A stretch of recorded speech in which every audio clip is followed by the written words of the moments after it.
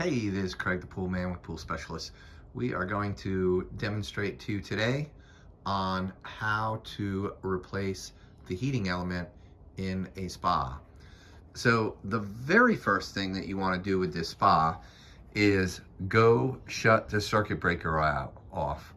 Make sure that the power is completely removed from the spa because you're going to be taking the wires that go into it off, and I don't want to see anybody get fried.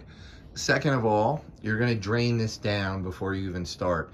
Yes, there are valves that shut things off, but those valves are, for all intents and purposes, useless. They're slide valves and they don't block much water at all. So you're going to get very wet if you don't drain the spa. Not only that, but quite honestly, you need to be draining your spa and cleaning it every few months, or in some cases, if you use it a lot, every few weeks. So what we're going to do is we are actually going to remove this unit right here. And this is kind of the brains behind everything. All spas, this looks about the same. The box may be a little bit bigger, it may be a little bit smaller, but generally speaking, you will find that you've got a bunch of color-coded and keyed plugs that go in on one side, and they go to your motors, blowers, all those wonderful things. Then you have a bonding lug down here. You're going to typically have to cut those bonding wires because that gets so corroded that you're just going to have to replace it and put in a new one. Then if we flip this up, then what you're gonna find is you've got a couple wires. You've got the controller for the display that lets you set your temperature and turn things on and off, and that just unplugs, and that's a keyed plug. You have your temperature sensor that goes down here, and then you have a couple other wires that come up, and they actually are spade lugs. So you would just disconnect the spade lugs, and they may be taped up, but it's pretty easy. Next, you're going to undo your union here, and that works best if you have what I call oil wrenches or slip lock oil pliers. Got a union over here, and to make life easy to get this out and give us a little bit more flexibility, I would take that union off as well, and therefore it just makes life a whole lot easier. And you're going to want to pull this out and work on this on a bench, because as you can see, getting that tube out is going to be a challenge. A lot of times what you're going to find is that this unit is screwed in to this block of wood. We went ahead and removed the screws just because time consuming, and they're kind of a pain in the neck, depending on who put them in and how and when. So here's your slide valve over here. Typically you have an extension that holds it up just so that it doesn't fall when your pumps are running, and you have a slide valve over there, same situation. They just really do not work well with shutting the water off. So my strong recommendation, drain the spa, use that as an opportunity to clean it and make everything like new. So we're gonna demonstrate how this heating element is exchanged. And you can see what I've done is I've actually removed the unit from the spa. And that's really the easiest way to do it. Trying to manipulate that heater element when you're in there is almost impossible. Here's the old one, and you can see how corroded the lugs for the bonding are, and quite a bit of corrosion on it. It actually still worked, but it's probably more than 10 years old. I'm kind of overhauling the spa right now. So the most important thing you want to do is look at the model and the type and how many watts it is, etc. And then you're going to have to measure it from this end to this end, because that's the important part. I strongly recommend you don't attempt to buy this stuff on Amazon, because they will ship you the wrong stuff. There's a absolute 100% guarantee on that. So go to a good place like Spa Guts or Spas Online or whatever you find, and try to order the exact part number. And the chances are you'll see the picture and you'll say, oh yeah, that's it. However, it doesn't quite come with everything. So you're going to have to go to like Lowe's and Home Depot and buy yourself a new strip for your bonding lugs. Also, on the old version of this, the wires are actually soldered onto this, and you're going to have to cut them and put some lugs on them and then tighten them up on the screws. Be very careful with this, because there's actually 240 volts. So the last thing you want is that wire shorting out. And they do have a special insulation that goes on here, which is very temperature resistant. You'll have to take your pressure switch out. This is actually just setting on it. So you've got your 2 terminals for your electric heater. This is just a grounding terminal that kind of holds it into place. This whole unit just slides out once all those pieces are off.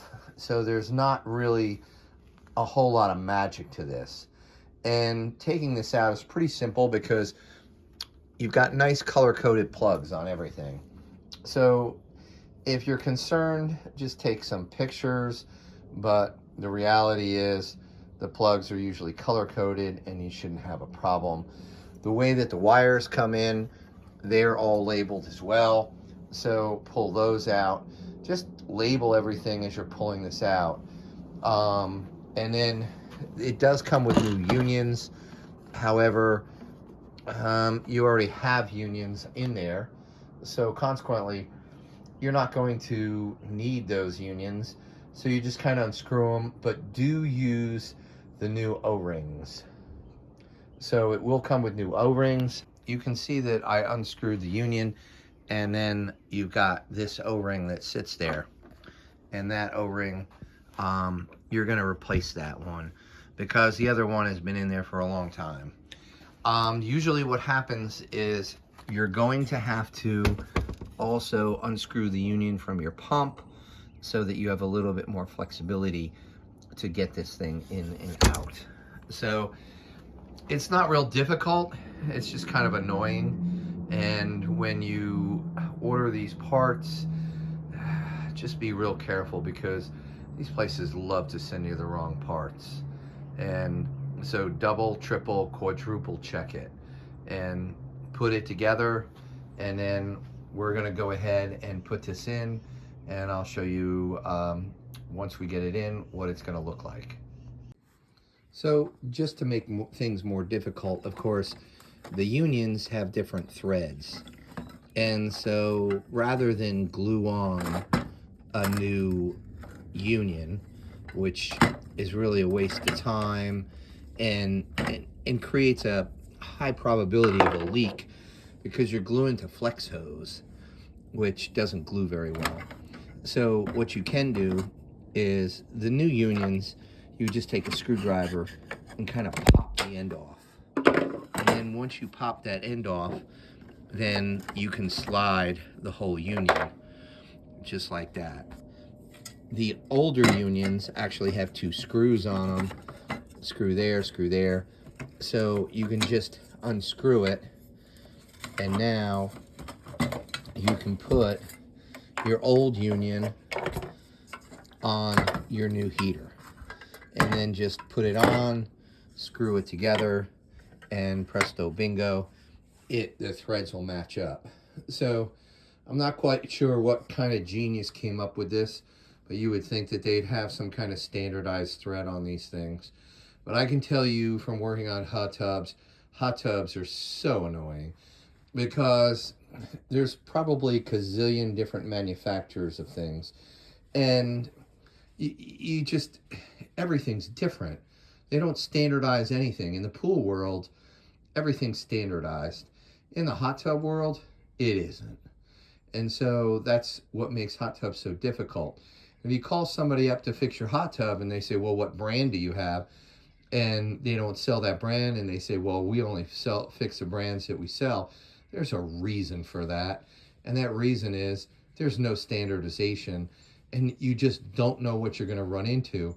So the cost of somebody coming out and fixing your hot tub, if it's not a specific manufacturer, then it gets stupid expensive, absolutely stupid expensive. I do this because this is my spa, and I do it for our really good customers, but it costs them a fortune to have me fix their spas. We have now completed putting our heating element back in with our control panel, and we cleaned our spa. We're gonna go ahead and fill it. Once we have it filled with water, then we're going to go and turn on the circuit breaker. Do not turn on the circuit breaker until it's filled with water. And cause some problems with it. Of course, we are going to put our panels back on, and hopefully you will have a spa that wasn't sunken into a deck. That's kind of a major issue. There's a lot of people that don't think about that, but for all intents and purposes, that's like welding the hood shut on your car and coming to the thought that, gee, I'm never going to have to do anything on the engine in it. You will have to do stuff on the spa, so recommendation, don't sink them in a deck, because good luck servicing it. Okay, we have filled our spa up. I've set my temperature, I set it to about 98, 99. That's, for me, that's what I like. Starting out about 80 degrees, I filled it through, we have a tankless hot water heater, and I mixed that with a garden hose, so it's pretty comfortable already. We did check for all the leaks to make sure that we don't have any issues with leaking. And now we're going to go ahead and put the panels back on and conclude this video. Okay, we have now completed our project. All the panels are on. Of course, we checked for leaks before we put the panels on, made sure everything was functioning correctly, and we are now good to go to enjoy our spa tonight. Hope you found this video educational. If you did, give us a thumbs up, a like, and thank you so much for watching, and have a great day.